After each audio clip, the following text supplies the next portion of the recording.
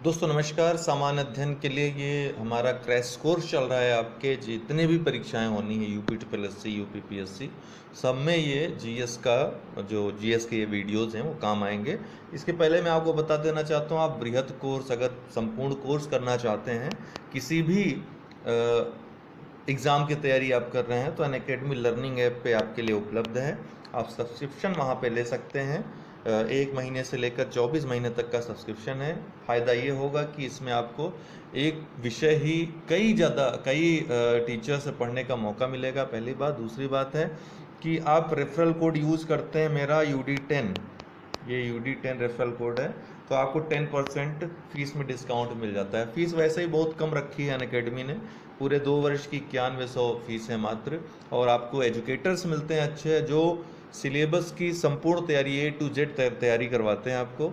और आप वहाँ पर चूज़ कर सकते हैं, विकल्प आपके पास बहुत मौजूद हैं, तो आप अवश्य ये लाभ लें। और कोई अन्य जानकारी इससे संबंधित लेनी हो तो हमारे जो नंबर है, व्हाट्सअप नंबर 9453775039 पे संपर्क करके पूछ सकते हैं। बहुत बहुत धन्यवाद। चलिए शुरू करते हैं। आइए शुरू करते हैं। और ये पूरा जो वीडियो है इसको प्लेलिस्ट में आप देख सकते हैं। आखेट व पशुपालन का कार्य सर्वप्रथम किस काल में शुरू हुआ था? देखिए, पाषाण काल, मध्य पाषाण काल, नवपाषाण काल, ए और बी दोनों।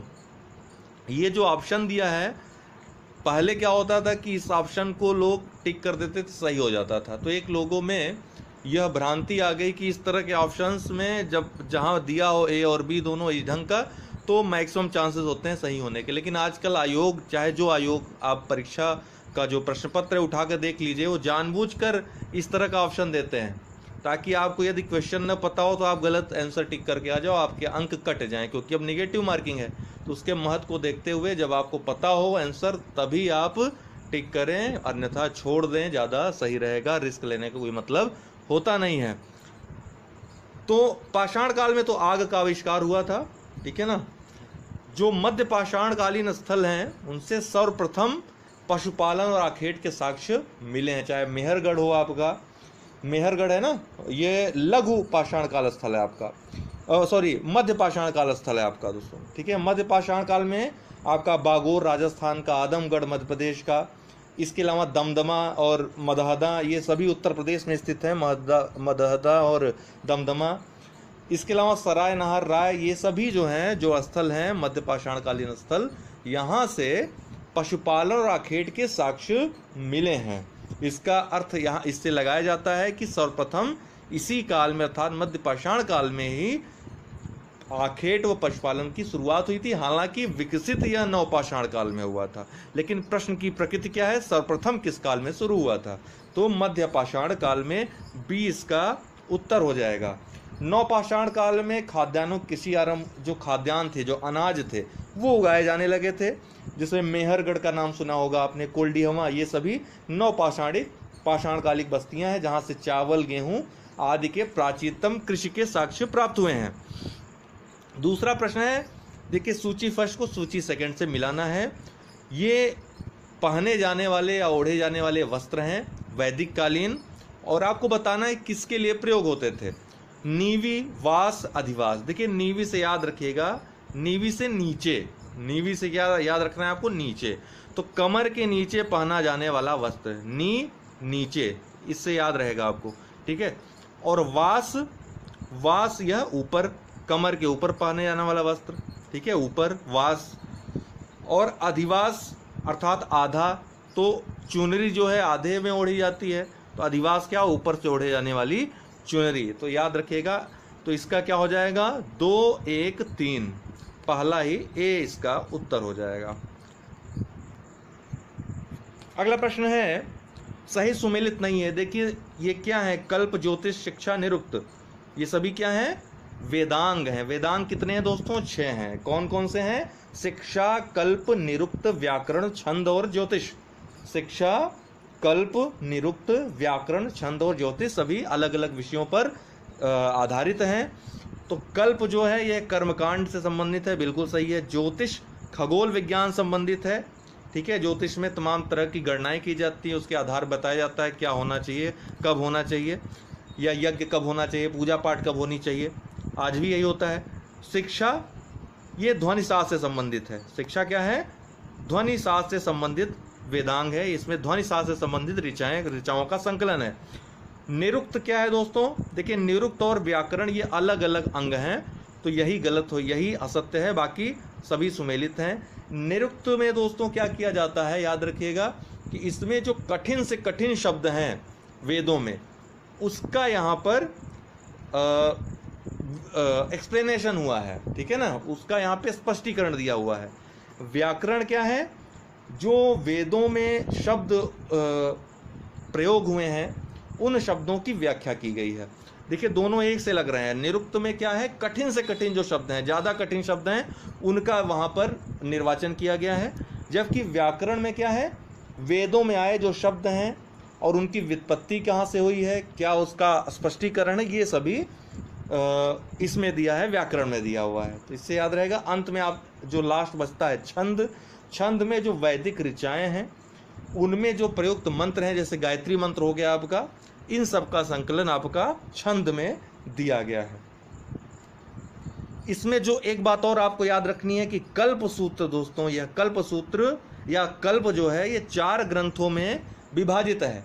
4 ग्रंथों में इसको बांटा गया है और चारों को सम्मिलित रूप से कल्प सूत्र कहा जाता है। इन चारों को ग्रंथों को सम्मिलित रूप से कल्प सूत्र कहा जाता है। ये चारों कौन कौन से सूत्र हैं? स्रोत सूत्र, ग्राह्य सूत्र, धर्म सूत्र और शुल्ब सूत्र। ठीक है, स्रोत, ग्राह्य, धर्म और शुल्ब। शुल्ब सूत्र अक्सर पूछ लेता है कि शुल्ब सूत्र किससे संबंधित है? जो यज्ञ वेदी वगैरह बनाई जाती है उसका कितना माप होगा, ये इन सबसे संबंधित है शुल्ब सूत्र। ठीक है ना, बाद में आप देखे होंगे ज्यामिति में आप शुल्ब सूत्र पढ़ते होंगे, ठीक, तो उसी संबंधित है वो रचनाओं से। एक बहुत महत्वपूर्ण प्रश्न है, तक्षशिला में हुए 2 विद्रोहों को दबाने के लिए बिंदुसार ने अपने पुत्रों को भेजा। बिंदुसार देखिए चंद्रगुप्त मौर्य का पुत्र था और बिंदुसार का ही पुत्र अशोक था, लेकिन बिंदुसार के समय तक्षशिला में 2 विद्रोह हुए थे। याद रखिएगा, तक्षशिला में 2 विद्रोह हुए थे। पहले को उसने दबाने के लिए अपने पुत्र सुसीम को भेजा था। किसको? सुसीम को। जो पहला विद्रोह हुआ था तक्षशिला में, उसको दबाने के लिए सुसीम को भेजा था और दूसरे विद्रोह को दबाने के लिए उसने अशोक को भेजा था। तो क्रम याद रखिएगा, ठीक है ना। तक्षशिला विद्रोह के समय पूछता भी है कि अशोक कहाँ का प्रशासक था, तो अशोक उस समय उज्जैन का प्रशासक था। दोस्तों आगे बढ़ते हैं। निम्नलिखित अभिलेखों में से किसमें चंद्रगुप्त मौर्य व अशोक दोनों के नाम का उल्लेख है? ऑप्शन आपके सामने है, देखिए याद रखिएगा। चंद्रगुप्त मौर्य, अशोक, गुप्त वंश के शासक स्कंदगुप्त और रुद्रदामन, इन चारों का उल्लेख जूनागढ़ अभिलेख में मिलता है। ठीक है ना, इन चारों का अभिलेख जूनागढ़ अभिलेख में मिलता है। रुद्रदामन के जूनागढ़ अभिलेख में चंद्रगुप्त मौर्य, अशोक, रुद्रदामन और स्कंदगुप्त के नामों का उल्लेख मिलता है। इस अभिलेख में मौर्य शासकों द्वारा सौराष्ट्र प्रांत में जो सुदर्शन झील का निर्माण था और बाद में जो जीर्णोद्धार कराया गया उसका, बाद में स्कंदगुप्त ने जीर्णोद्धार कराया था उसका, तो उसका जो है उल्लेख मिलता है। जूनागढ़ अभिलेख को गिरनार अभिलेख के नाम से भी जाना जाता है। अगला प्रश्न है, मुल्तान को जीतने के लिए इल्तुतमिश से यूपी पीसीएस को बहुत प्रेम है, पूछता है सवाल। मुल्तान को जीतने के लिए इल्तुतमिश ने, इसलिए आप कोशिश करिएगा कि इल्तुतमिश के बारे में कोई लंबा चौड़ा आर्टिकल हो, उसमें ढेर सारे फैक्ट हों, पढ़ लिए। हालांकि हम बता देंगे, प्राचीन इतिहास का एक स्पेशल वीडियो आएगा, उसमें सारे फैक्ट्स रहेंगे, तो आपको कुछ करने की आवश्यकता नहीं है। मुल्तान को जीतने के लिए इल्तुतमिश ने किस सूफी संत का सहयोग प्राप्त किया? शेख नजीबुद्दीन, बख्तियार काकी, शेख बहाउद्दीन जकारिया, इनमें से कोई नहीं। तो आप ये याद रखिएगा कि बख्तियार काकी, शेख कुतुबुद्दीन बख्तियार काकी और बहाउद्दीन जकारिया, ये दोनों इल्तुतमिश के समकालीन थे, तो इसलिए कंफ्यूज हो जाते हैं लोग। तो याद रखिएगा, मुल्तान को जीतने के लिए उसने शेख बहाउद्दीन जकारिया की सहायता ली और बख्तियार काकी की मदद फिर कहाँ ली थी? शमसी तालाब के निर्माण में। पूछा जाता है शमसी तालाब का निर्माण किसने किया? तो इल्तुतमिश ने। किसकी सहायता से किया? तो बख्तियार काकी के। और यह पूछा जाए मुल्तान को जीतने के लिए इल्तुतमिश ने किसका सहयोग प्राप्त किया, किस सूफी संत का, तो शेख बहाउद्दीन जकारिया। बहुत महत्वपूर्ण है, हल्के मत लीजिएगा इन सब चीज़ों को। अलाउद्दीन खिलजी की मुख्य नियंत्रक नीति मूल्य नियंत्रक नीति आधारित थी। देखिए आपको पता है, हमने एक वीडियो में चर्चा भी की थी मूल्य नियंत्रक नीति की। उसके अलाउद्दीन खिलजी की जो मूल नियंत्रक नीति थी, उससे सबसे ज़्यादा उसके जो सैन्य प्रशासन, सेनाओं को बहुत फ़ायदा हुआ। उसको नगद वेतन चूँकि देना था, सेना को फिक्स्ड वेतन कर दिया था, उसको सही ढंग से संचालन में उसको बहुत मदद प्राप्त हुई इससे। तो अलाउद्दीन खिलजी की मूल्य नियंत्रण नीति की सबसे बड़ी विशेषता यह थी कि इससे बाजार में वस्तुओं की कीमत निश्चित हो गई, और सर्वाधिक लाभ सैनिक वर्ग को प्राप्त हुआ। खिलजी के बाजार नियंत्रण के बारे में अगर विस्तृत जानकारी लेनी हो तो बर्नी द्वारा जो रचित तारीख़ फिरोज शाही है, याद रखिएगा किताब का नाम भी पूछता है मिलान के लिए। बर्नी ने तारीख़ फिरोज शाही, अमीर खुसरो ने खजी इनुल फुतुह और इब्न बतूता ने रेहला आदि ग्रंथों की रचना की, जिसमें इसका वर्णन किया गया है। लेकिन आप यह मत समझ लीजिएगा कि इब्न बतूता इसके काल में आया था। इब्न बतूता आया था मोहम्मद बिन तुगलक के काल में, ठीक। तो इसका सही उत्तर क्या होगा, उत्पादन लागत के सिद्धांत के आधार पर मूल्य नियंत्रण नीति उसकी लागू थी, उसने लागू की थी। अगला प्रश्न है, सही क्रम क्या होगा, पुरंदर की संधि, सूरत की प्रथम लूट, शाइस्ता खां के शिविर में लूट, तोरण की विजय।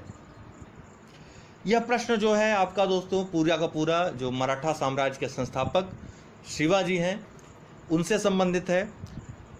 देखिए आपको पता है कि औरंगजेब से उनका पूरा संघर्ष रहा, लंबा संघर्ष रहा, बहुत परेशान किया उन्होंने औरंगजेब को।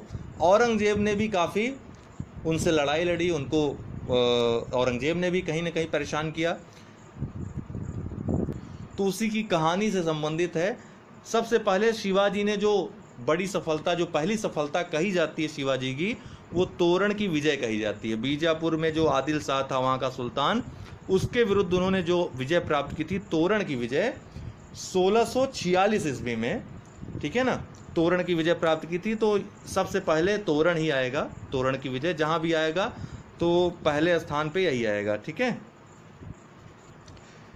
देखिए औरंगजेब ने शाइस्ता खां को भेजा था, आपको पता है सन 1661 से 63 ईस्वी के बीच शाइस्ता खां ने मुगल साम्राज्य पर बहुत ज़्यादा मराठा साम्राज्य में बहुत जुल्म ढाए, ढेर सारे लोगों को मार दिया, निरपराध लोगों को की हत्या कर दी, कई बस्तियों को आग के हवाले कर दिया। तो इस तरह से शिवाजी के साम्राज्य का बहुत नुकसान हुआ। तो शिवाजी के मन में आग लगी हुई थी कि हमको बदला लेना है। तो शिवाजी ने क्या किया, शाइस्ता खां जिस शिविर में था उस शिविर को सबसे पहले लूट लिया और शाइस्ता खां को भगा दिया लूट करके, ठीक है ना।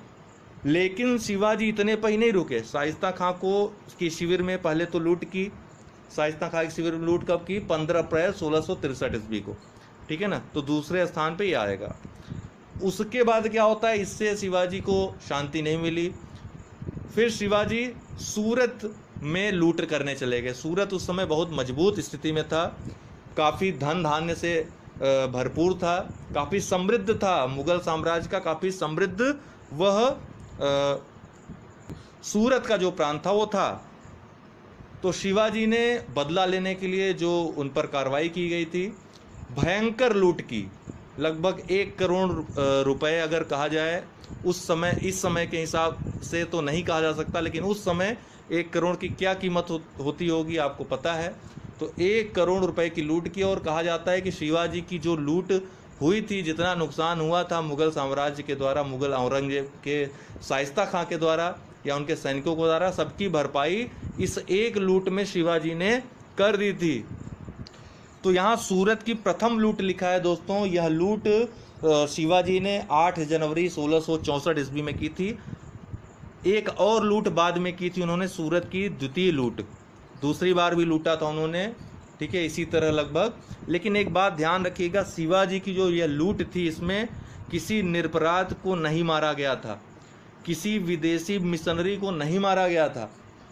एक थे मोहनदास पारिख, उनको छोड़ दिया गया था। पूछा जाता है कि किसको शिवाजी ने नुकसान नहीं पहुंचाया था, तो मोहनदास पारिक, विदेशी मिशनरियों, इन सबको उन्होंने नुकसान नहीं पहुंचाया था। स्त्रियों को नुकसान नहीं पहुंचाया था। कुरान की जो आयतें मिली थी या जो कुरान मिला था उसको भी उन्होंने बाइज्जत अपने मुसलमान दोस्तों को दे दी थी। तो बहुत ही नैतिक लड़ाई एक प्रकार से यह कहा गया अंग्रेज़ों के द्वारा, मुग़लों के द्वारा कि बहुत अनैतिक था। उनको चोरों का सरदार, दुनिया लुटेरा, पता नहीं क्या क्या कह दिया गया। लेकिन वास्तव में अगर देखा जाए तो एक तो यह बदले की कार्रवाई थी जो उनके खिलाफ कार्रवाई की गई थी मुग़लों के द्वारा, उसका प्रतिरोध था एक प्रकार से, ठीक है, उसका बदला था। दूसरी बात, इसमें भी नैतिकता अपनाई जो शिवाजी ने, इसीलिए जो स्वामी विवेकानंद हैं वो तारीफ़ करते नहीं खाते हैं शिवाजी की, बहुत सारी बातें उन्होंने शिवाजी की तारीफ़ में की हैं। अब सूरत की जब लूट की इसने तो यह तो अचंभा हो गया था। औरंगजेब ने सपने में भी नहीं सोचा था कि ऐसा भी कभी हो सकता है, कुछ हजार सैनिक आकर के इतने बड़े साम्राज्य को लूट सकते हैं। आप समझ सकते हैं इसी बात से कि लगभग 50 गुना मजबूत और 50 गुना अधिक संख्या में सेनाएं सूरत में मुगल शासक की थी, औरंगजेब की थी, जब यह लूट हुई थी। इससे पता चलता है शिवाजी की सैन्य शक्ति का, शिवाजी के रण कौशल का पता चलता है कि किस तरह का रण कौशल रहा होगा, कितना वीर रहे होंगे, कितने साहसी रहे होंगे। हालांकि उसके बाद औरंगजेब ने राजा जय सिंह को भेजा जीतने के लिए, इनको परेशान करने के लिए। राजा जय सिंह इनको परेशान करने में कामयाब भी रहे। अंततः शिवाजी को राजा जय सिंह के साथ एक संधि करनी पड़ी। 1 लाख विशेष प्रशिक्षित सेना को लेकर गया था जय सिंह, रौंदने वाला था पूरा, जो है एकदम मन बना चुका था कि तबाही मचा देनी है।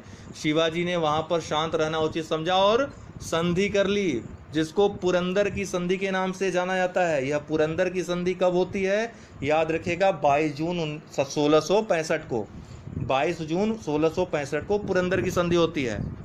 इसके बाद जब यह संधि हो जाती है तो जय सिंह ही शिवाजी को औरंगजेब से मिलने के लिए आगरा निमंत्रित करता है। आगरा आते हैं शिवाजी, उनकी खातिरदारी की जगह उनको बेइज्जत भी करता है औरंगजेब और उनको जेल में भी डाल देता है किसी तरह। जब शिवाजी बचते हैं वहाँ से तो फिर से उनके मन में यह बात आती है कि हमको प्रतिशोध लेना है। उसी प्रतिशोध के चलते 1670 में वह सूरत को दूसरी बार लूट लेते हैं। तो फिर सूरत की दूसरी लूट 1670 ईस्वी में रहती है। इस प्रश्न से संबंधित जितने तथ्य थे हमने आपको बता दिए, इतना याद रखिएगा। तो सबसे पहले क्या हुआ, तोरण की विजय 1646, फिर शाइस्ता खां के शिविर में लूट 15 अप्रैल 1663, उसके बाद सूरत की प्रथम लूट 8 जनवरी 1664, फिर पुरंदर की संधि 22 जून 1665, फिर आता सूरत की द्वितीय लूट, तो यह 1670। ठीक, तो इसका उत्तर क्या हो जाएगा दोस्तों, 4 3 2 1, ए इसका उत्तर हो जाएगा। आगे बढ़ते हैं। सूची फर्स्ट को सूची सेकंड से मिलाना है। ये तमाम तरह के कर हैं, किसके लिए लगाए जाते थे आपको बताना है। ये कूट दिए हैं, उत्तर आपको देना है। तो उश्र क्या था, मुसलमानों से वसूला जाने वाला भूमि कर था, बिल्कुल सही है। उश्र क्या था, मुसलमानों से वसूला जाने वाला भूमि कर था। खराज क्या था, गैर मुस्लिमों से वसूला जाने वाला या हिंदुओं से वसूला जाने वाला भूमि कर था, जिसको खराज कहा जाता था। खम्स क्या था दोस्तों, खम्स लूटा हुआ धन था, बिल्कुल सही है यह भी। खम्स क्या कर, जो युद्ध वगैरह में जो लूटा हुआ धन होता था उसको खम्स कहा जाता था। और जकात क्या होता था, मुसलमानों से वसूला जाने वाला एक धार्मिक कर जकात होता था। तो चारों ही सही हैं, 1 2 3 4 इसका कूट हो जाएगा, 1 2 3 4, ए इसका उत्तर हो जाएगा। ठीक है ना, आप एक बार फिर से इसको देख लीजिएगा। द्वितीय पुर्तगाली अभियान 1500 ईस्वी में किसके नेतृत्व में कालीकट आया, Vasco da Gama, Alvares Cabral, Francisco de Almeida, Albuquerque. देखिए पहला अभियान जो आया था वो आपको पता है वास्को डी गामा के नेतृत्व में। प्रथम पुर्तगाली अभियान 17 मई 1498 ईस्वी में कालीकट के प्रसिद्ध बंदरगाह में पहुंचा था और वहां पे एक हिंदू राजा जिसकी पैतृक उपाधि जमोरिन थी, उसने उसका स्वागत किया था। लेकिन द्वितीय जो अभियान आया था 1500 ईस्वी में, उसका नेतृत्व अल्वारेज कैब्रल ने किया था। द्वितीय पुर्तगाली अभियान 1500 ईस्वी में पेट्रो अल्वारेज कैब्रल के नेतृत्व में कालीकट पहुंचा, तथा 1502 ईस्वी में वास्को डी गामा दूसरी बार भारत आया था। यह भी पूछता है कि दूसरी बार आया था कि नहीं। पहली बात तो ये जान लीजिए, आया था। कब आया था? 1502 ईस्वी में आया था। इसके अलावा जो बातें आपको याद रखनी है, 1503 ईस्वी में पुर्तगालियों ने प्रथम फैक्ट्री कहाँ पर अपनी स्थापित की? कोचीन में। और 1505 में द्वितीय फैक्ट्री कन्नूर में स्थापित की। और 1505 ईस्वी में फ्रांसिस्को डी अल्मीडा को प्रथम वायसराय बनाकर भारत भेजा गया था। पहले प्रश्न में मिलान करना है, सूची फर्स्ट को सूची सेकंड से मिलाना है। देखिए, विद्रोह से संबंधित प्रश्न आते ही आते हैं, तो बहुत महत्वपूर्ण प्रश्न है। और सारे विद्रोह किस सन में घटित हुए और कौन कौन इसका नेतृत्व कर रहा था, ये मैं ग्रुप में दे रहा हूँ। आप लोग डेली उसको देख लिया करिए, क्योंकि यह प्रश्न हर बार पूछा जा रहा है, पूछा ही जाएगा। 1-2 प्रश्न आ रहा है। तो रामोसी विद्रोह ए है, रामोसी विद्रोह। फिर अहोम विद्रोह, पागलपंथी विद्रोह, गडकरी विद्रोह। रामोसी विद्रोह दोस्तों, यह रामोसी कौन थे? रामोसी एक ग्रुप था जो मराठी सेना पे, जो मराठा साम्राज्य था उसकी सेना में और पुलिस में अधीनस्थ कर्मचारी थे, उन्हीं को रामोसी कहा गया। उनका एक जो ग्रुप था, ठीक है ना। बाद में जब मराठाओं का पतन होता है, अंग्रेज वहाँ पर काबिज हो जाते हैं, तो ये कृषि कार्य करने लगते हैं। रामोसी जो हैं कृषि कार्य करने लगते हैं। राजस्व इतना ज़्यादा बढ़ा दिया जाता है, लगान इतना ज़्यादा बढ़ा दिया जाता है कि धीरे धीरे यह विद्रोह आंदोलन में तब्दील हो जाता है। रामोसी आंदोलन या रामोसी विद्रोह कहा जाता है।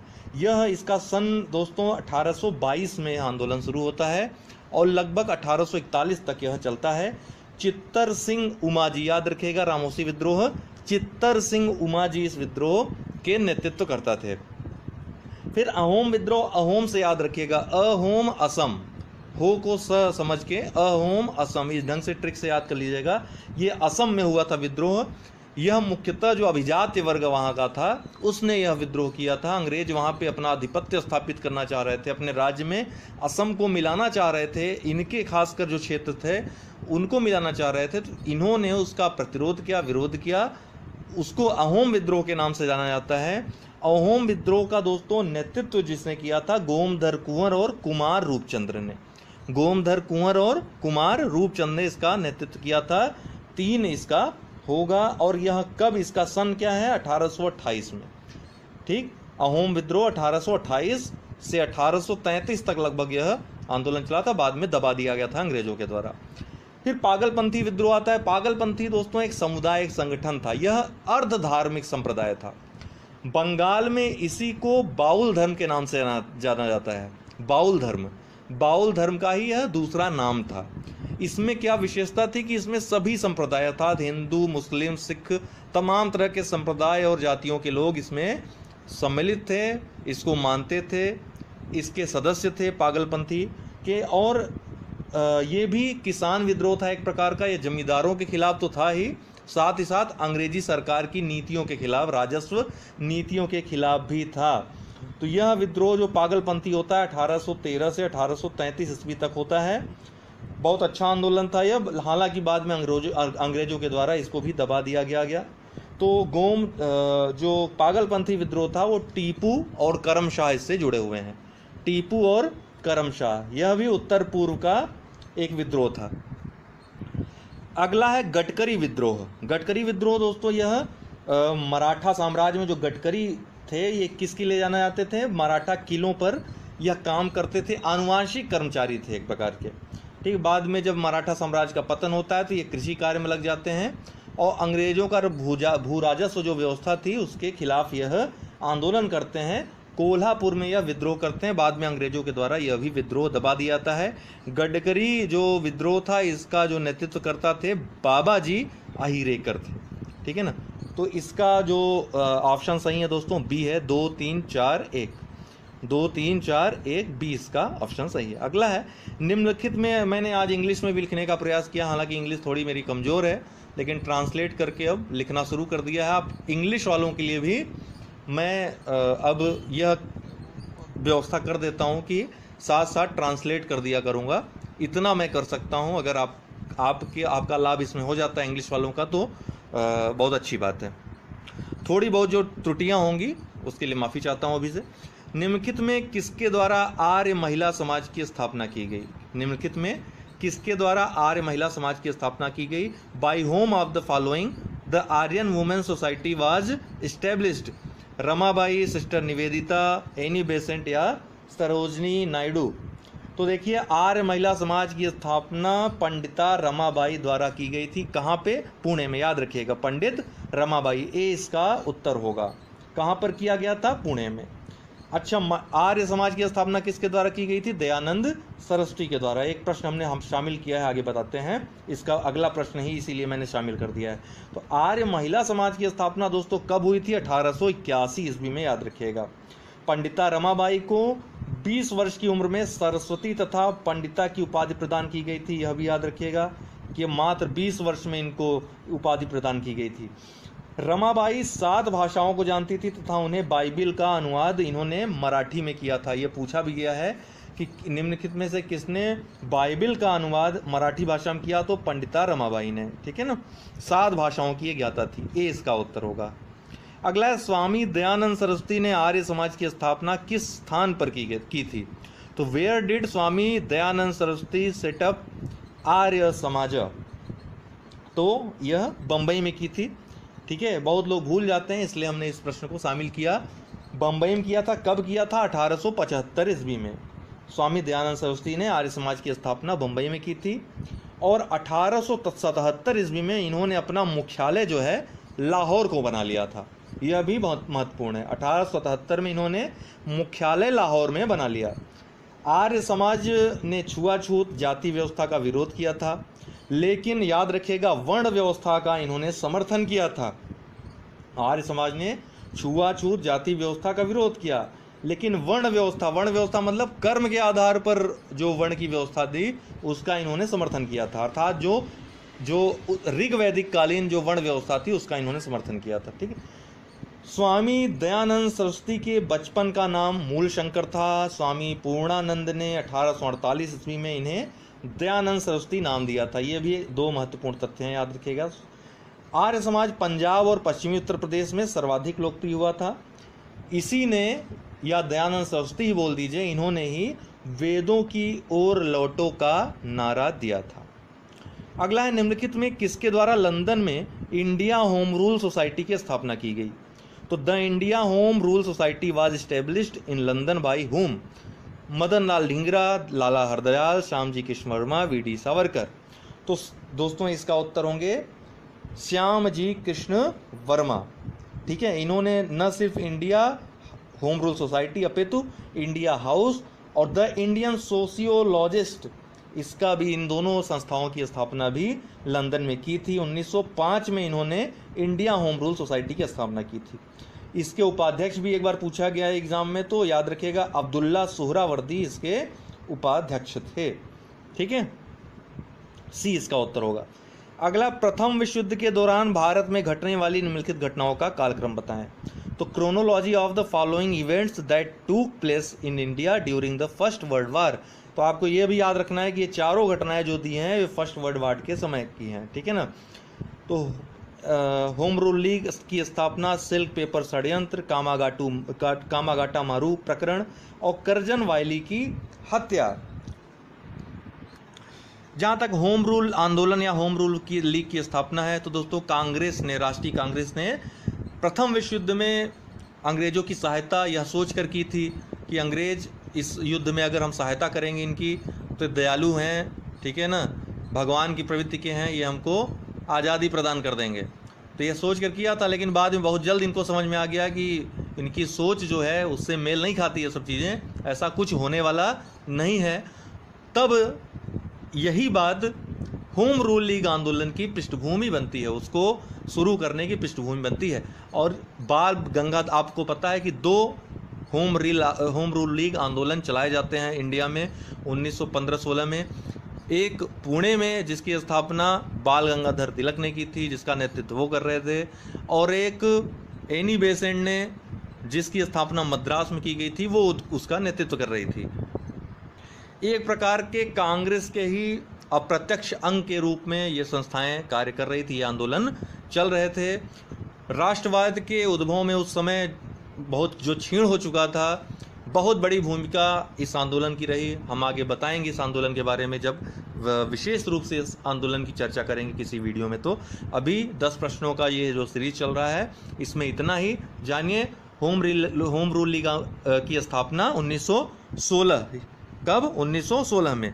हाँ, इनकी जो मेन मांग थी वो डोमिनियन स्टेटस की थी, अर्थात अंग्रेज हमें डोमिनियन स्टेटस देते हैं, पूर्ण स्वराज्य की या स्वतंत्रता की डिमांड नहीं थी इस आंदोलन, ये याद रखिएगा, पूछ लेता है।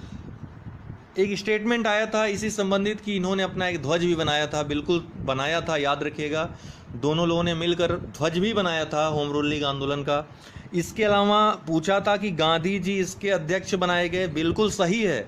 1920 में महात्मा गांधी को होम रूल लीग का सदस्य अध्यक्ष बना दिया गया था, लेकिन बाद में 1 वर्ष के उपरांत यह कांग्रेस में ही विलुप्त हो गई संस्था, तो इसका अस्तित्व समाप्त हो गया, ठीक है ना, कांग्रेस में यह मिल जाती है। फिर अगला है सिल्क पेपर षड्यंत्र। सिल्क पेपर षड्यंत्र यह 1915 की घटना है दोस्तों। यह देवबंदी नेताओं के द्वारा एक प्रकार से चलाया गया आंदोलन था। इनका ये मानना था कि तुर्क और अफ़गानिस्तान, जर्मनी, उस समय जो इम्पीरियल जर्मन था, उन सब की सहायता से अंग्रेज़ों को यह भगाना चाहते थे। तो सिल्क पेपर पे ही इनका सारा कार्य चलता था, उसी सिल्क के पेपर पे लिखते थे, लिखने का कार्य करते थे, तो इसीलिए इसको सिल्क पेपर षड्यंत्र या सिल्क पेपर आंदोलन के नाम से भी जाना जाता है। 1915 कामागाटा मारू प्रकरण के बारे में आपको बता चुके हैं, 3 या 4 वीडियो में अच्छे से बता चुके हैं कि किस तरह से जहाज़ को उतरने नहीं दिया गया, काफ़ी लोगों की मृत्यु हो गई जहाज़ में ही। अगला है करजन वायली की हत्या, द मर्डर ऑफ करजन वायली, बहुत प्रसिद्ध है। मदन लाल ढींगरा का नाम इससे जुड़ा है। कामागाटा मारू प्रकरण 1914 की घटना है, मार्च 1914 की। करजन वायली की हत्या 1 जुलाई 1909 को मदन लाल ढींगरा अंग्रेजों के घर में घुसकर मारते हैं, अर्थात अंग्रेजों के घर में ही, इंग्लैंड में ही वो पढ़ाई कर रहे होते हैं, अध्ययन कर रहे होते हैं, और वहीं पर वो एक गुप्त आंदोलन जारी रखते हैं, जिसके अंतर्गत ही कर्नल वायली की वो गोली मारकर हत्या कर देते हैं। बाद में इनको फांसी दे दी जाती है, ठीक है ना। तो करजन वायली की हत्या करते हैं। हाँ, एक बात और है कि ये वीडी सावरकर से जुड़े हुए थे, उनके मित्र थे, काफ़ी उनसे प्रभावित थे। तो एक प्रकार से ये हो जाएगा आपका सबसे पहले करजन वायली की हत्या 1 जुलाई 1909, कामागाटा मारू प्रकरण मार्च 1914, सिल्क पेपर षड्यंत्र 1915, होम रूल लीग की स्थापना 28 अप्रैल 1916। तो यह जो क्रम हो जाएगा आपका 4, 3, 2, 1, सी इसका उत्तर हो जाएगा, 4, 3, 2, 1। अगला है असहयोग आंदोलन को चौरी चौरा घटना के बाद गांधी जी द्वारा समाप्त करने की घोषणा के विरुद्ध प्रतिक्रिया व्यक्त करने वाले नेताओं में कौन शामिल नहीं था? Who was not among the leaders who reacted against Gandhi's announcement to abolish the non cooperation movement after the Chauri Chaura incident? तो इनमें से कौन नहीं था? तो बाकी सब ने विरोध किया था। सरदार पटेल खामोश रहे, तो उन्होंने विरोध नहीं किया था। तो चौरी चौरा घटना के बाद अर्थात 5 फरवरी 1922 में चौरी चौरा की घटना घटित होती है। तो गांधी जी विक्षुब्ध होकर या अन्य कारणों से असहयोग आंदोलन को समाप्त करने की घोषणा करते हैं। देखिए, मेन कारण जो माना जाता है, जो बुद्धिजीवी मानते हैं कि गांधी जी ने आंदोलन को उस समय इसलिए वापस ले लिया कि वो जानते थे कि इस घटना के बाद ये हिंसक आंदोलन हो गया और अंग्रेज हिंसक आंदोलन को बहुत ही कम समय में, अल्प समय में दबा देंगे और इतना बुरी तरह दबा देंगे कि आगे से कोई आंदोलन चलाना संभव नहीं होगा। तो गांधी जी ने बहुत चतुराई के साथ इस आंदोलन को वापस लिया था, ठीक है ना। हालांकि इसके विरुद्ध लाला लाजपत राय, पंडित जवाहरलाल नेहरू, CR चित्तरंजन दास, मोतीलाल नेहरू आदि नेताओं ने तीखी प्रतिक्रिया व्यक्त की, लेकिन सरदार पटेल ने ऐसी कोई प्रतिक्रिया उनकी सामने नहीं आती है, ऐसा कोई भी प्रमाण या साक्ष्य नहीं मिला है। फिर गांधी जी ने कब और कहाँ नमक कानून तोड़ा? When and where Gandhi ji broke the salt law? Navsari, देखिए बहुत चतुराई से प्रश्न पूछा गया है, यहाँ पे दांडी का नाम नहीं लिया गया है। तो दांडी में उन्होंने तोड़ा था। दांडी कहाँ पे स्थित है आपको यह भी पता होना चाहिए, आजकल प्रश्न इस तरह से पूछे जाते हैं। तो नौसारी 6 अप्रैल 1930 अहमदाबाद 6 अप्रैल 1930, बड़ोदरा 6 अप्रैल 1930, गांधीनगर 6 अप्रैल 1930। तो 6 अप्रैल 1930 को तो इन्होंने तोड़ा था, लेकिन कहाँ तोड़ा था? तो दांडी दोस्तों नौसारी जिले में, गुजरात के नौसारी जिले में स्थित था। 6 अप्रैल 1930 को वहां पे गांधी जी ने नमक बनाकर, स्वयं नमक बना करके ब्रिटिश का जो नमक कानून था उसको तोड़ा था। सविनय अवज्ञा आंदोलन के एक भाग के रूप में यह आंदोलन था। तो सविनय अवज्ञा आंदोलन 1930-31 में जो चलता है, उसके अंतर्गत नमक कानून तोड़ने के उद्देश्य से महात्मा गांधी 12 मार्च 1930 ईस्वी को यह 78 अनुयायियों के साथ साबरमती आश्रम, जो कि कहाँ स्थित है? अहमदाबाद में, यहाँ से शुरू करते हैं।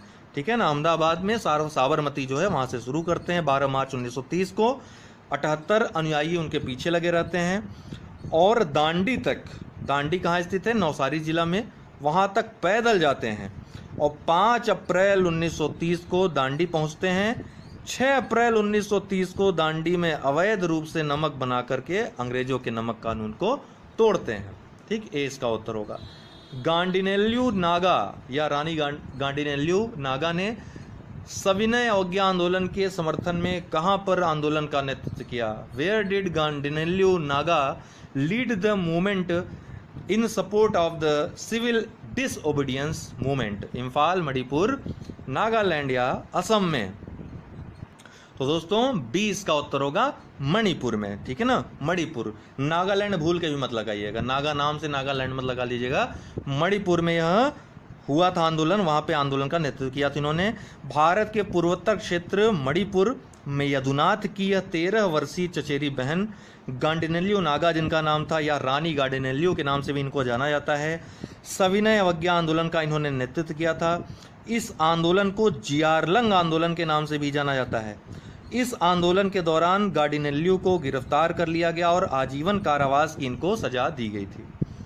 प्रथम गोलमेज सम्मेलन में उपस्थित होने वाले भारतीय उदारवादी, देखिए गोलमेज सम्मेलन में तो लगभग 89 प्रतिनिधि, 89 प्रतिनिधि भारत से शामिल हुए थे, विभिन्न ऑर्गेनाइजेशन, विभिन्न संगठनों से जुड़े हुए। लेकिन यहाँ पे पूछा है Indian liberals, the Indian liberals who attended the first round table conference were, प्रथम गोलमेज सम्मेलन में उपस्थित होने वाले भारतीय उदारवादी थे। तो प्रथम गोलमेज सम्मेलन का आयोजन 12 नवंबर 1930 से 19 जनवरी 1931 तक लंदन के सेंट जेम्स पैलेस में हुआ। इसका उद्घाटन जॉर्ज पंचम एवं अध्यक्षता इसकी ब्रिटिश प्रधानमंत्री रैमजे मैकडोनाल्ड ने किया। इस सम्मेलन में कुल 89 प्रतिनिधियों ने भाग लिया, जिनमें हिंदू महासभा से, याद रखिएगा, हिंदू महासभा से जयकर मुंजे, BS मुंजे, वहीं उदारवादियों से अर्थात लिबरल से CY चिंतामणि, तेज बहादुर सप्रू, श्रीनिवास शास्त्री। इसके अलावा मुस्लिम लीग से भी पूछता है तो मोहम्मद अली जिन्ना, मोहम्मद शफी, आगा खां, फजलुल हक, ये सभी उपस्थित थे। तो इसका तीनों सही होगा, तेज बहादुर सप्रू, श्रीनिवास शास्त्री, CY चिंतामणि, यह तीनों ही लिबरल से संबंधित थे, भारतीय उदारवादी थे, शामिल हुए थे। तो डी इसका उत्तर होगा, उपयुक्त तीनों। आज के लिए इतना ही दोस्तों, बहुत बहुत धन्यवाद।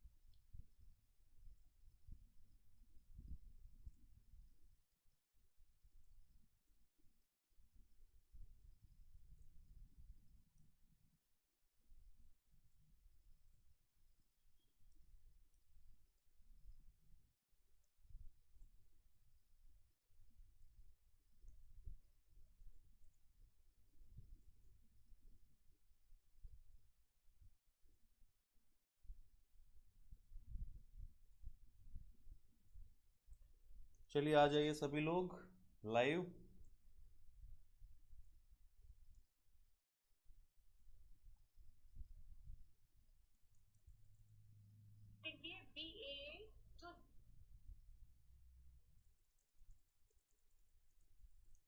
लाइव चल रहा है, एक दो क्लासेस और लाइव चल रही हैं यहाँ पे।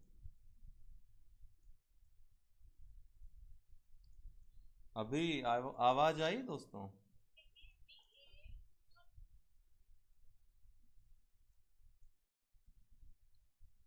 लाइव चल रहा है, एक दो क्लासेस और लाइव चल रही हैं। आवाज आ गई होगी अब तो, मुझे तो सुनाई दे रहा है।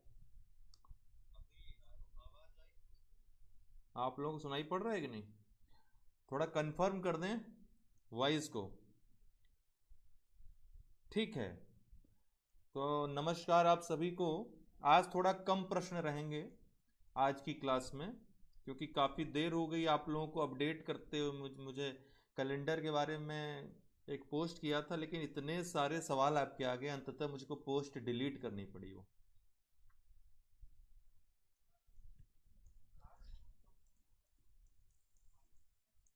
नहीं, आवाज़ तो परफेक्ट आ रही है मुझे।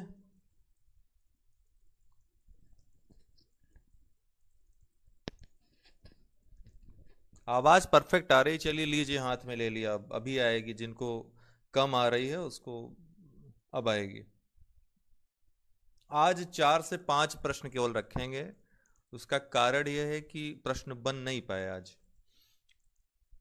पोस्ट शाम को एक कर दिए कैलेंडर पे। कैलेंडर चूंकि आज यूपीपीएससी का कैलेंडर बनना था, मीटिंग होनी थी, उसमें कैलेंडर डिसाइड भी हुआ, लेकिन तब तक कम से कम 100 से 200 प्रश्न आपके उसी पोस्ट पर आ गए, जिसके कारण जो है देरी हो गई और क्वेश्चन ज़्यादा बन नहीं पाए। 4 से 5 प्रश्न हैं, लेकिन महत्वपूर्ण प्रश्न हैं। उनको आइए पहले देख लेते हैं। कैलेंडर का न्यूज़ है, कैलेंडर आज या कल जो है कल तक आ जाएगा। वेबसाइट आप देख रहे होंगे बहुत स्लो काम कर रही है, 2 3 4 दिन से प्रॉब्लम वेबसाइट पे आ रही है, जिसकी वजह से देर हो रही है। पोस्टपोनमेंट वाला जो है आपका जो मिला हुआ था नोटिस जो है 4 दिन पहले, आज जाकर अपलोड हुआ, आपने देखा होगा। इसी तरह इसका भी पहुंच जाएगा बहुत जल्द, आपके पास पेपर पहुंच जाएगा। ठीक है, या वेबसाइट पे आज रात या कल, आज प्रयास हो रहा है कि आज ही हो जाए, नहीं तो कल तक अपलोड हो जाएगा। कैलेंडर पे थोड़ा हम बाद में चर्चा कर लेते हैं, पहले चलिए आई प्रश्न तेजी से देख लेते हैं। ठीक है, राष्ट्रपति अब उत्तर दीजिए आप, उसके बाद क्लास ही खत्म होने बाद 4 5 प्रश्न करने के बाद हम चर्चा करेंगे परीक्षा पर ही। ठीक है ना? तो राष्ट्रपति आकस्मिकता निधि को निम्नलिखित में से कैसे व्यय कर सकते हैं? कल एक प्रश्न आया था जिसमें कई लोगों ने गलत आंसर दिया था। उसमें संचित निधि का 265 उन्होंने सही माना था, आकस्मिकता निधि का गलत माना था 267। तो 267 आकस्मिकता निधि, 266 संचित निधि। हमने आपको कोड भी बताया था, संचित निधि संच से याद रखिएगा कि 66, 266 संचित निधि।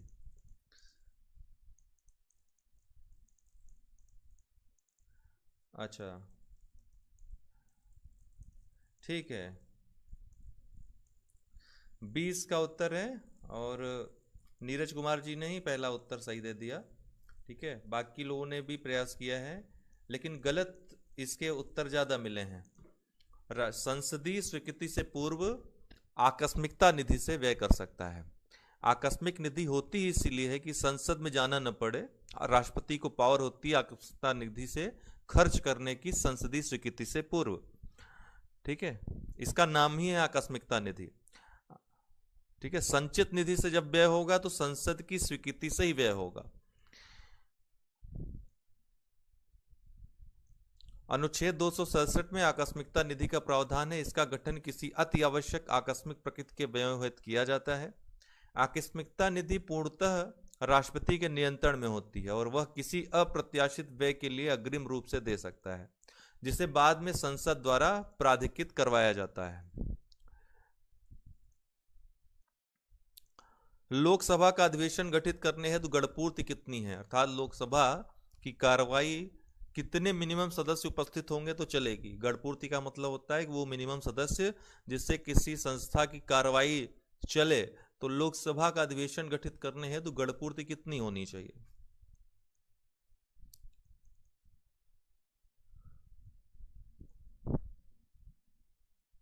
हम्म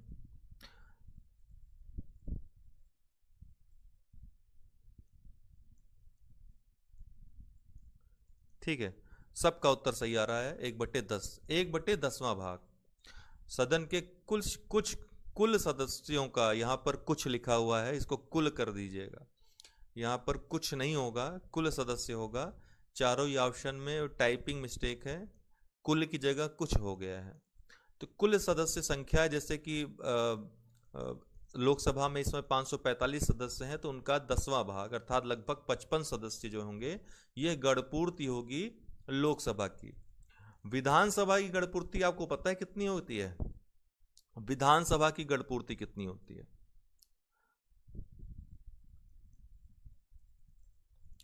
सचिन जी आवाज आ रही है? अब तो सबको आ रही होगी आवाज, इतना पास से मैं बोल रहा हूं।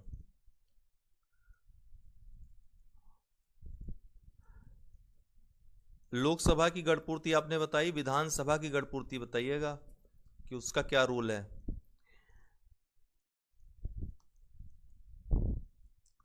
नहीं किसी को मालूम?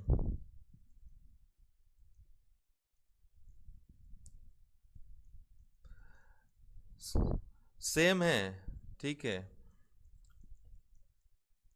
सेम है, या फिर 1/10वां भाग या फिर 10, जो भी अधिक हो, ये ध्यान रखिएगा। जैसे कि गोवा में 40 सदस्य हैं विधानसभा में, लेकिन ऐसा नहीं 1/10वां भाग 4 सदस्य हो जाएगा, लेकिन 10 जो है वो अधिक है, तो गणपूर्ति 10 होगी।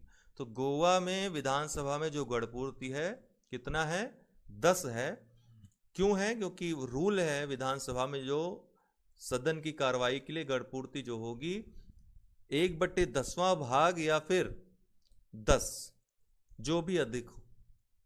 सिक्किम, गोवा, जो छोटे छोटे राज्य हैं उनके लिए वो 10 वाला रूल काम करता है, वहां 10 हो जाएगी गणपूर्ति। ठीक है ना, ये चीज ध्यान रखिएगा।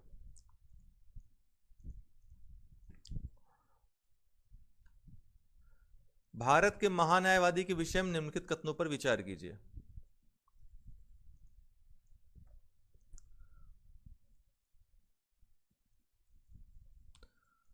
यह भारत के राष्ट्रपति द्वारा नियुक्त किया जाता है। उसमें वही योग्यता होनी चाहिए जो सर्वोच्च न्यायालय के न्यायाधीश की होती है। उसे संसद के किसी सदन का सदस्य होना चाहिए और संसद द्वारा महाभियोग लगाकर उसे हटाया जा सकता है। अटॉर्नी जनरल के बारे में है ये। बताएं कौन कौन सा सही है इसमें से?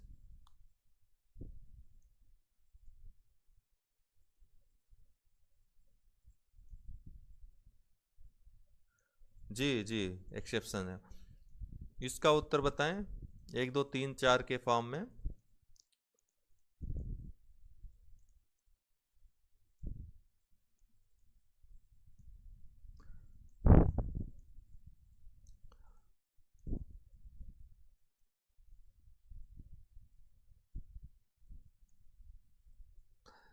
भैया महान्यायवादी राष्ट्रपति के प्रसाद पर्यंत काम करता है। अमरीश चंचल जी आपने उत्तर सही दिया है, सबका उत्तर गलत है लाइन से। और आपके बाद एक दो लोगों ने सही उत्तर दिया है, प्रदीप नहीं, पुनीत जी ने, पुनीत कौशिक, सुधीर श्रीवास्तव, यूसुफ खान, राहुल यादव, बाद के लोगों ने आंसर सही दिया है। तो कंफ्यूजन कहाँ हो गई?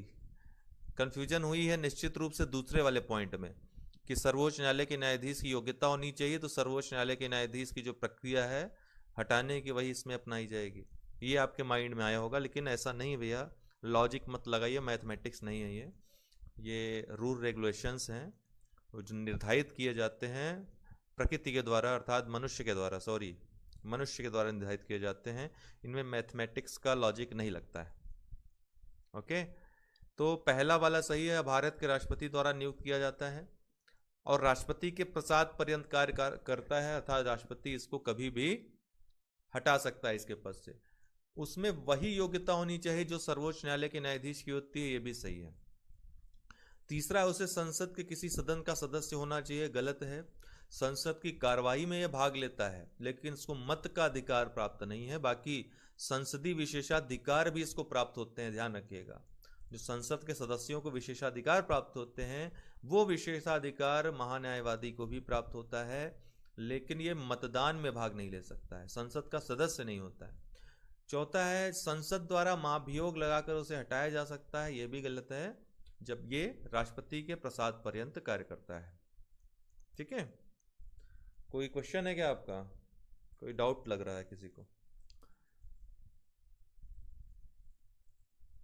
हाँ ठीक है, सरकार भी चली जाएगी तो अपने आप जो चला जाता है, लेकिन प्रसाद पर्यंत कार्य करता है, इतना ध्यान रखिएगा। राष्ट्रपति इसको हटा देता है। तो 1 और 2 ए इसका उत्तर होगा। यदि वार्षिक संघीय बजट लोकसभा द्वारा पारित नहीं होता है तो वार्षिक संघीय बजट अगर लोकसभा द्वारा पारित न किया जाए तो इनमें से क्या प्रभाव होगा, बताएं।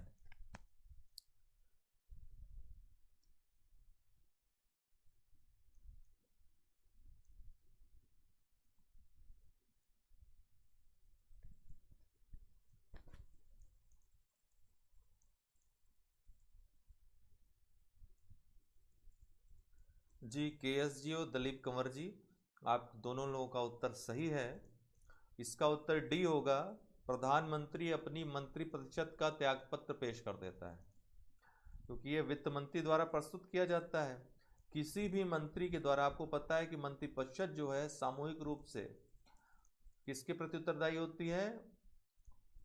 लोकसभा के प्रति उत्तरदायी होती है। यदि कोई बिल आता है और वो गिर जाता है, वो पास नहीं हो पाता है, तो पूरी मंत्री परिषद को इस्तीफा देना पड़ता है, सरकार गिर जाती है। तो प्रधानमंत्री अपनी मंत्री परिषद का त्यागपत्र पेश कर देता है, अर्थात त्यागपत्र दे देता है, सरकार गिर जाती है। इसका सीधा अर्थ होता है कि लोकसभा में आप अपना विश्वास खो चुके हैं, आपके पास संख्या नहीं है कि आप एक बिल पास करवा सकें। डी इसका उत्तर है। राज्य पुनर्गठन अधिनियम 1955 को लागू करने के लिए कौन सा संविधान संशोधन किया गया था? अभी कल ही हमने चर्चा की थी, तो हमने कहा चलिए एक प्रश्न ये डाल देते हैं। राज्य पुनर्गठन अधिनियम 1955 को लागू करने के लिए कौन सा संविधान संशोधन किया गया था? 5वां, 7वां, 14वां, 31वां? संविधान संशोधन की जब पहले से लेकर के 104वें तक मैंने एक वीडियो बनाया है, उसको देख लीजिए, प्लेलिस्ट में भी है, ग्रुप में भी डाला हुआ है। बहुत अच्छे से उसमें आपको सारी जानकारी मिल जाएगी, जितने संशोधन हुए हैं, क्या क्या संशोधनों से पूछा जा सकता है प्रश्न।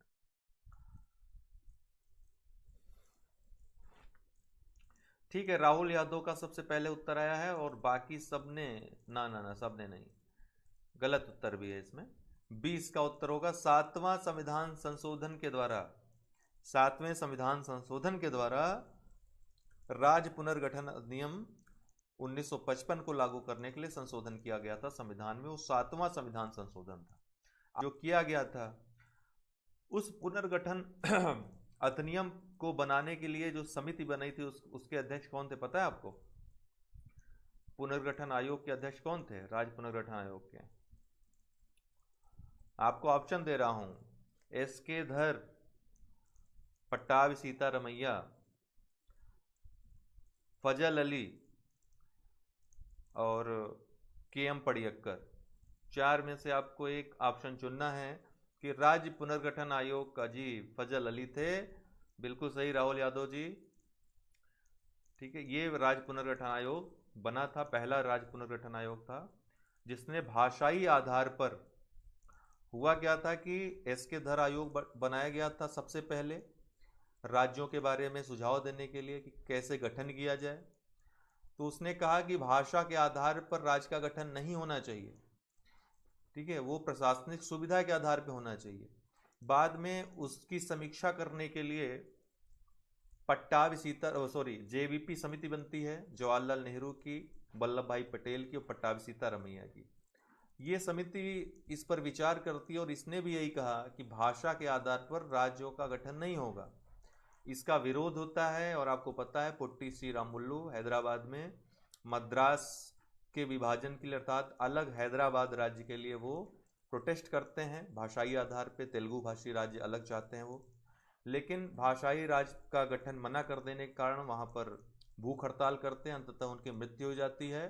इसके बाद सरकार को झुकना पड़ता है और राज्य पुनर्गठन, पहले तो हैदराबाद का गठन, आंध्र प्रदेश का गठन हो जाता है सबसे पहले, उसके बाद राज्य पुनर्गठन आयोग का निर्माण होता है। उसके अध्यक्ष फजल अली रहते हैं।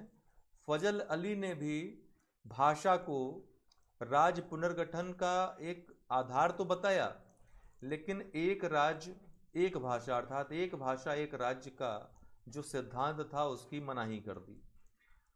ऐसा क्यों किया? क्योंकि जितने भी अर्थात एक एक राज्य में कई गांव हैं, गांव गांव में भाषाएं चेंज होती रहती हैं। अगर भाषाओं के आधार पर राज्य के गठन को मंजूरी दे दी जाती तो हमारा भारत आज 28 राज्यों में नहीं बल्कि शायद 2800 राज्यों में विभाजित हो जाता है ना।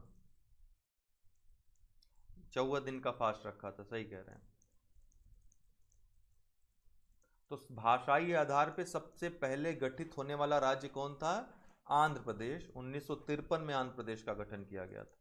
उसके बाद पुनर्गठन आयोग का निर्माण हुआ था 1953 में, और फिर 56 में यह लागू हुआ था। 56 में रिपोर्ट आई, वो लागू हुआ।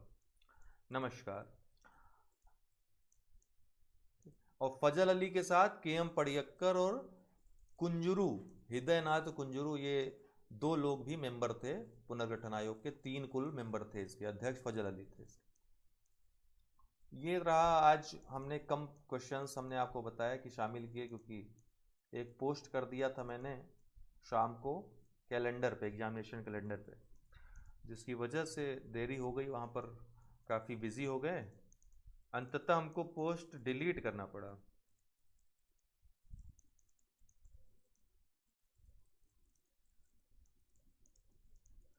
जी, अब आप लोग अपना प्रश्न जो कर रहे थे एग्जाम संबंधी कर सकते हैं। वेबसाइट देखते रहिए, कैलेंडर में भी आ जाए। कैलेंडर की न्यूज़ यही थी कि कैलेंडर आज जो है उस पर निर्णय लेना था। आयोग में मीटिंग हुई और मीटिंग के बाद डिसाइड ये हो गया। अभी कैलेंडर आपका आ जाएगा वेबसाइट पे, या तो आज अभी रात में या फिर कल शाम तक, आपका दोपहर शाम जब भी हो, जब भी अपलोड हो जाए। मतलब डिसाइड हो गया है कैलेंडर आपका। और मैंने कुछ दिन पहले एक सुझाव दिया था, वो मेरा एक अनुमान था। आप लोगों का भी अनुमान ऐसा ही कुछ रहा होगा, ठीक वैसा ही आयोग ने भी।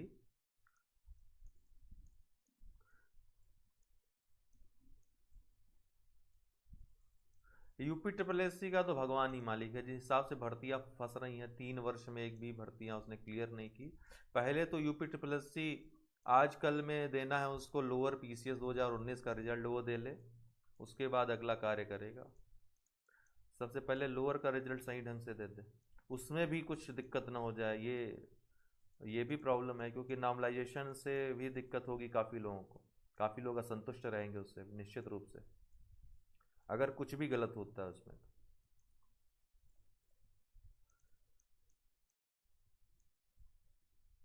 जी जी, स्टेट गलत फिल हो गया है तो उसको नहीं चेंज किया जा सकता है, फॉर्म फिर से फिलअप करना पड़ेगा श्वेता जी। अभी अभी यह गलती नहीं सुधारी जा सकती है। आपको स्टेट इतना तो, ये बहुत बड़ी मिस्टेक मानी जाती है, इससे आपका नुकसान हो जाएगा। जी नीरज जी, मैं इसीलिए अभी चर्चा कर रहा हूँ ना। जो लोग फेसबुक में नहीं है वो यहाँ पर हमसे डायरेक्ट जुड़ करके पूछ सकते हैं। 2000 देखिए, यूपी पीसीएस प्रीलिम्स की जो जो सूचना मुझको प्राप्त हुई है मैं आपको बता देता हूँ।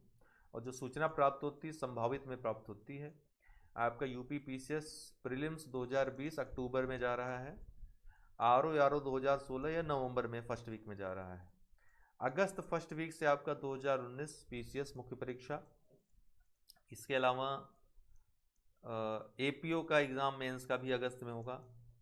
जुलाई में आपका इंटरव्यू होगा 2018 पीसीएस मेंस का, जुलाई में इसका इंटरव्यू होगा। अर्थात 2019 मेंस के पहले ही आपका रिजल्ट आ जाएगा 2018 का फाइनल।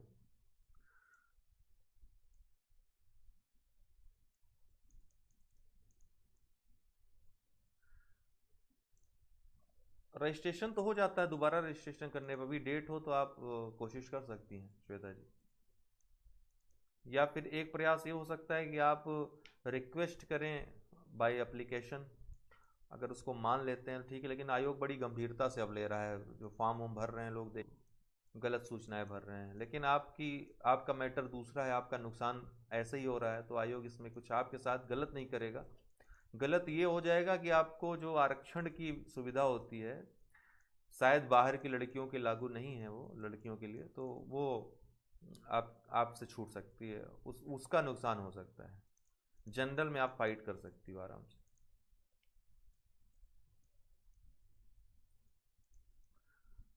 प्रिंस पटेल जी उसके पहले ही 21 अक्टूबर के पहले 11 अक्टूबर से सूचना मिल रही है।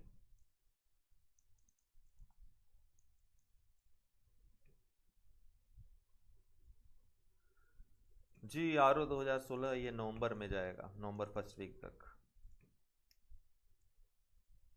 कटाव 660 के आसपास जो हमने आपको बताया था, उससे इर्द बस वहीं पर रहना है, उससे बहुत आगे नहीं बहुत पीछे नहीं, जनरल की कटाव।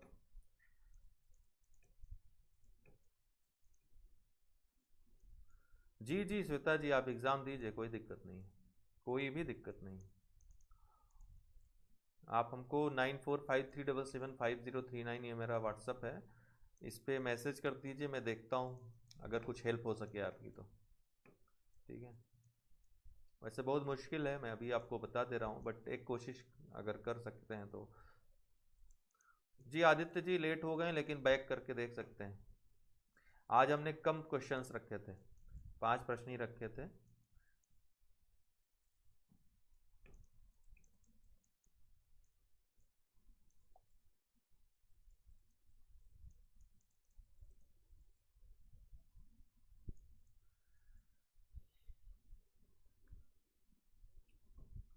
आसपास ही रहेगा, ओबीसी कटा भी 630 640। ठीक है, इस बार पद ज़्यादा हैं तो थोड़ा सा अंतर ज़्यादा रहेगा।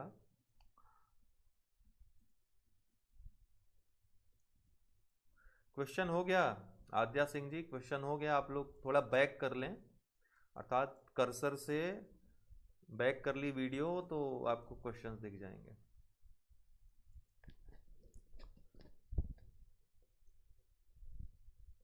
जियोग्राफी हो चुका है प्रिंस जी, जियोग्राफी का हो चुका है, बट एक बार मैं इकोनॉमी का करवाने के बाद पुनः सामान्य अध्ययन का मिक्सअप करवाऊंगा।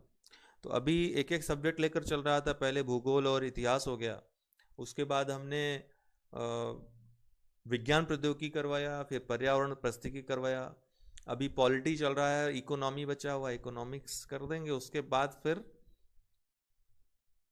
उसकी जी, तो उसके बाद फाइनल सब कुछ एक साथ लेकर चलेंगे, अनवरत चलता रहेगा। कोई टॉपिक जो होगा आपसे पूछा करेंगे कि आपको किस टॉपिक पे चाहिए, तो नेक्स्ट डे उसी टॉपिक पे हम वीडियो बना दिया करेंगे with questions MCQ.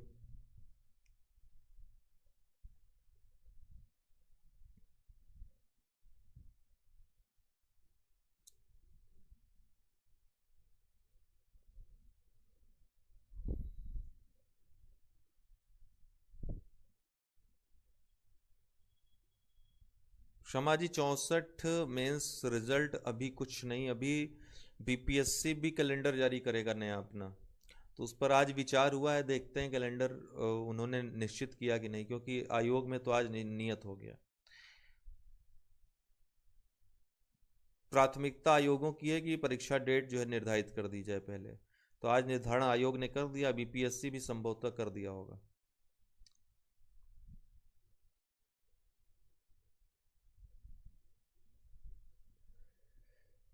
Aditya ji पर्यावरण के क्वेश्चन बहुत सारे हुए हैं, विज्ञान के भी क्वेश्चन हुए हैं, लेकिन वो आप जाकर प्लेलिस्ट में देख सकते हैं, काफ़ी दिनों से हमारा ये कोर्स चल रहा है।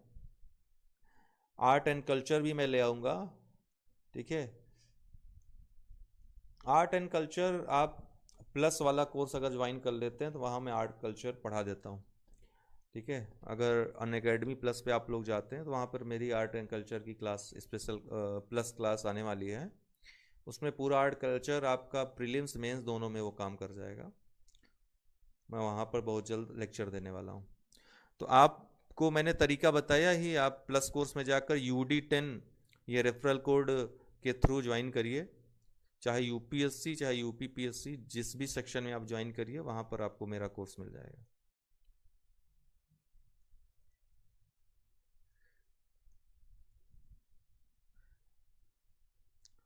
ठीक है। PCSJ कौन पूछ रहा है ये? PCSJ 185 वैकेंसीज आकर रखी हुई है, अभी कुछ डिसाइड नहीं कब एग्ज़ाम होगा उसका। 185 वैकेंसीज आई हुई है बस। 185 वैकेंसीज PCSJ, 142 वैकेंसीज APO। ठीक है। यूपी स्पेशल वीडियो चाहिए आपको तो इसी 8 बजे वाले में कल या परसों हम रखते हैं यूपी स्पेशल। आज कल में आएगा यशवंत जी। प्लस का कोड मैं बता रहा हूं आपको, UD10, U उत्कर्ष, D द्विवेदी, 10, 10 मतलब 10। और आपको और ज़्यादा क्लासेस के बारे में जानकारी चाहिए तो 9453775039 इस पर व्हाट्सअप कर दीजिए, आपको और जानकारी मिल जाएगी। इसके अलावा आप टेस्ट सीरीज ज्वाइन कर सकते हैं, हमारी यूपी PCS प्रीलिम्स 2020 के लिए चल रही है। उसका आप स्टैंडर्ड देखेंगे, उसको अगर हल कर लिया आपने तो आधी प्रॉब्लम तो आपकी उसी से सॉल्व हो जाएगी।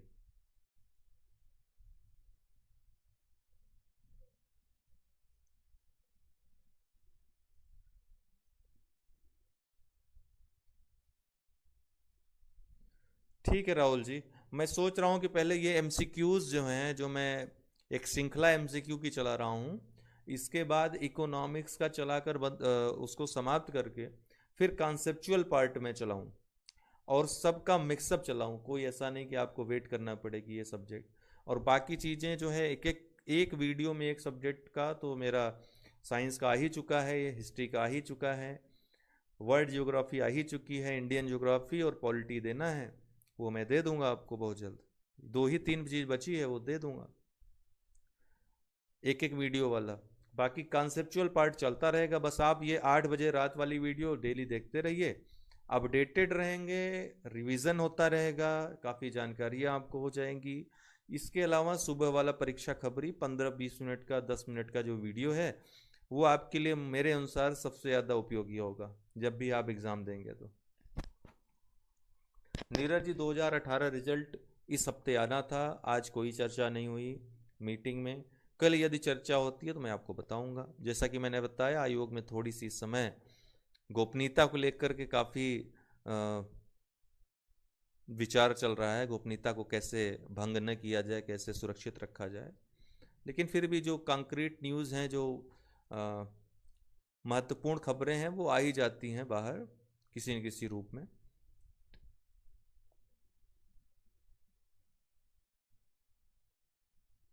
इन्वायरमेंट की बुक मैंने आपको कहा कि अगर आप शंकर IAS की ले सकते हैं, इंग्लिश में सही है बुक। अन्यथा हिंदी में आपको परीक्षावाणी लेनी चाहिए, बहुत अच्छी किताब उन्होंने लिखी है। नई किताब लीजिए परीक्षावाणी की।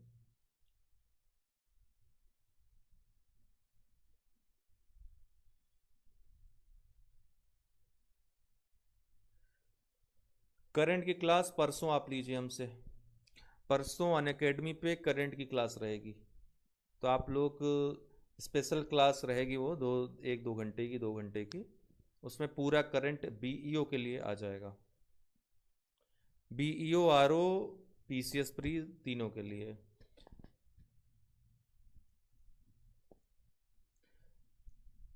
PCS 2018 वालों के लिए बहुत दिनों से ये बेचैनी चल रही है।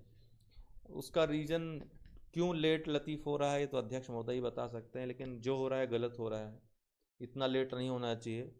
मार्च से ही आप रिजल्ट देने वाले थे, फिर बोला मई में देंगे, लेकिन मई में नहीं दिया, जून में भी वेट करवा रहे हैं।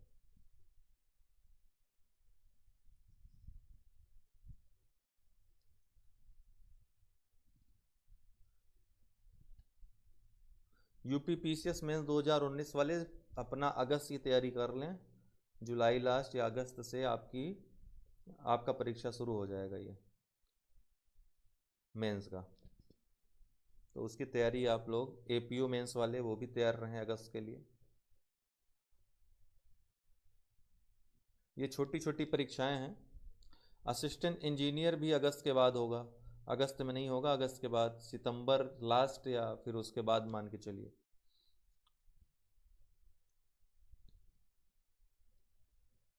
ठीक है, मुझे लगता है कि आज जो जानकारी मेरे पास थी लगभग सभी प्रश्न आपने कर लिए। नीरज जी, इनकार नहीं किया जा सकता है। अभी जैसा कि 69,000 शिक्षक भर्ती में देखा गया कि प्रत्येक स्तर पे गड़बड़ियां सामने आ रही हैं, तो आप जब इतनी छोटी छोटी भर्तियों में गड़बड़ियां सामने आ रही हैं इतने बड़े बड़े लेवल पे, तो इतनी बड़ी भर्ती है, 119 एसडीएम के पद हैं, तो किसी भी चीज़, बस इतना है कि अध्यक्ष के ऊपर अभी तक आज तक कोई दाग नहीं है भ्रष्टाचार को लेकर के, बस इसी से थोड़ा भरोसा है। अन्यथा अध्यक्ष ही नहीं चलाते आयोग के, हर किसी को मालूम है, बाहर वालों को लगता है कि आयोग के सर्वे सर्वा अध्यक्ष होते हैं, लेकिन ऐसा नहीं है। सबके अपने अपने अधिकार हैं। परीक्षा नियंत्रक को परीक्षा संबंधी निर्णयन में सबसे बड़ा अधिकार प्राप्त होता है। परीक्षा संबंधी जो प्रक्रियाएं होती हैं उसमें निर्णयन में परीक्षा नियंत्रक को पर्याप्त अधिकार होते हैं। ठीक है, इसी तरह सचिव के अपने अधिकार होते हैं। तो कोई एक संस्था सर्वोच्च नहीं है। आयोग में भी अध्यक्ष का नाम सामने आता है क्योंकि सर्वे सर्वा है, अंतिम निर्णय उसी का रहता है, लेकिन सिर्फ उसी का निर्णय हो ये जरूरी नहीं।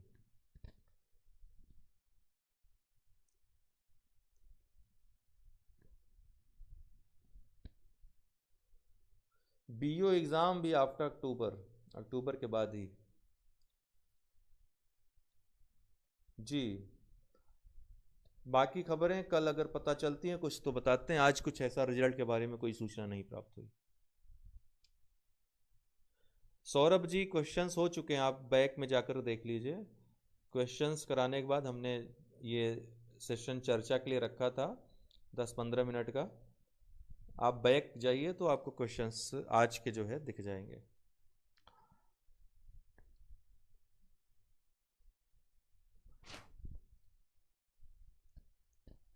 ठीक है दोस्तों, आज के लिए आज सेशन क्लोज करते हैं। बहुत बहुत धन्यवाद।